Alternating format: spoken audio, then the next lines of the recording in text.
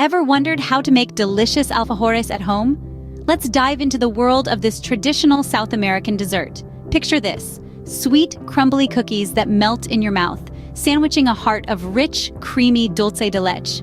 It's a symphony of flavors that dance on your taste buds, a delightful fusion of simplicity and indulgence. Originating from the kitchens of South America, this dessert has won hearts worldwide. So, are you ready for a culinary adventure? Stick around to find out how to make these delightful treats in your own kitchen. Before we start, gather all the necessary ingredients. First up, we'll need flour. 2 cups of all-purpose flour will be our base. Next, we need cornstarch, a key ingredient that gives alfajores their signature texture. Make sure you have 1.5 cups of cornstarch handy. Now we'll add a little lift to our cookies with 2 teaspoons of baking powder. Our next ingredient is butter. We'll be using 1 cup of unsalted butter, softened to room temperature. This will make our dough easy to handle and give our cookies a rich taste. To sweeten things up, we'll need 3/4 of a cup of granulated sugar. Moving on to the wet ingredients, we need 4 egg yolks. These will bind our dough together and make our cookies tender. A teaspoon of vanilla extract will add a hint of warmth and sweetness. Last but certainly not least, we need the star of the show, dulce de leche. This sweet, creamy, caramel-like sauce will be the filling for our alfajores. You'll want to have a generous 1.5 cups of this goodness ready. And there you have it, the complete list of ingredients for our alfajores. Each one plays a critical role in creating these tender, sweet, and utterly irresistible cookies. Now that we have all our ingredients, we can move on to making the dough. The first step in making alfajores is to prepare the dough. To start off, we're going to mix our dry ingredients. This includes flour, baking powder, and a pinch of salt. These ingredients are the backbone of our dough, providing structure and leavening to give our cookies the perfect texture. As you whisk these ingredients together, imagine the crumbly, melt-in-your-mouth sensation of the final product. This is where the magic begins, my friends. Once our dry ingredients are well combined, let's move on to the wet ingredients. We've got softened, unsalted butter and sugar, which we're going to cream together. The butter should be room temperature to ensure it mixes well with the sugar. This is what gives our alfajores their rich, buttery sweetness. Next, we're adding in egg yolks and vanilla extract.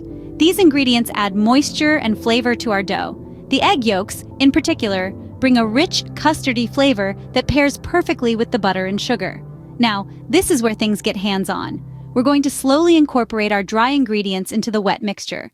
It's important to add the dry ingredients gradually, stirring gently after each addition. This helps to prevent overmixing, which can result in a tougher cookie. Once our dough is well combined, it should be soft and slightly sticky. If it's too dry, don't hesitate to add a splash of milk to bring it together. Now, here's the part where patience comes in. We're going to wrap our dough in plastic wrap and chill it in the refrigerator for about an hour. This helps the dough to firm up, making it easier to handle, and allows the flavors to meld together. Remember, the dough is the foundation of our alfajores. It's worth taking the time to make it right. While the dough is chilling, we can prepare our baking sheets.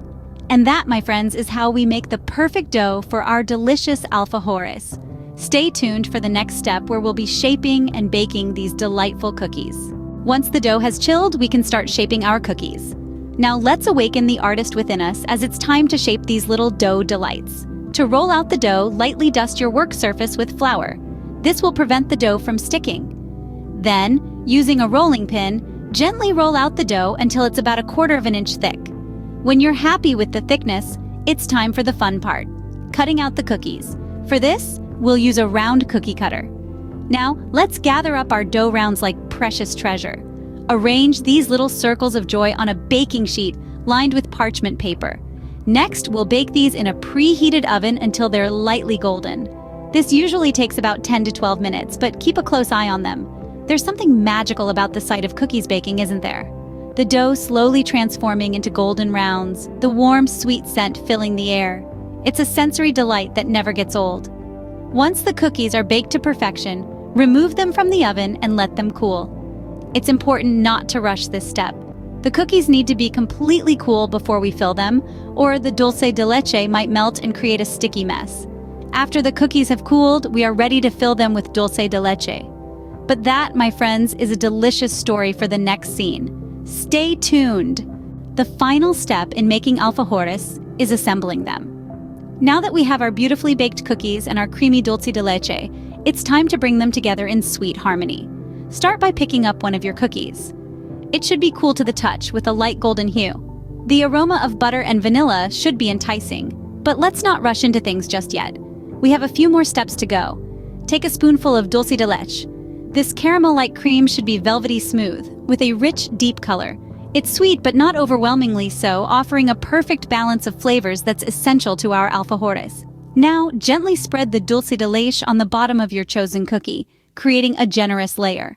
The dulce de leche should cover the entire surface, reaching all the way to the edges. Don't be shy with it, the more the merrier.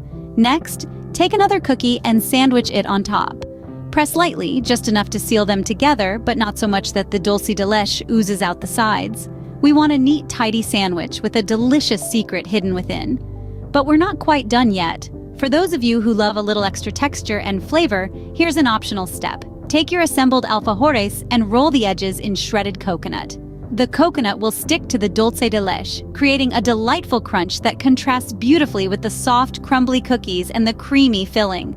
Repeat this process with the rest of your cookies, and soon enough, you'll have a plate full of alfajores, each one a little piece of sweet perfection. They're a joy to behold, but even more of a delight to taste.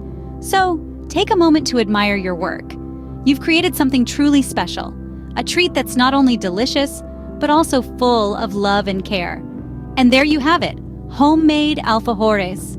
Now for the best part, tasting the alfajores. There's an undeniable magic to biting into a freshly baked alfajor. As your teeth sink into the tender, crumbly cookie, you're greeted with a burst of sweetness from the dulce de leche filling. It's a symphony of flavors, a medley of textures, a dance of sugar and butter that leaves you wanting more. The cookie itself is light and airy, almost like a cloud that's decided to take the form of an alfajor for the day. It's buttery, but not overwhelmingly so, with a subtle hint of vanilla that lingers on your tongue long after you've swallowed. The edges are slightly crisp, offering a delightful contrast to the soft, crumbly interior. And then there's the filling. Oh, the filling!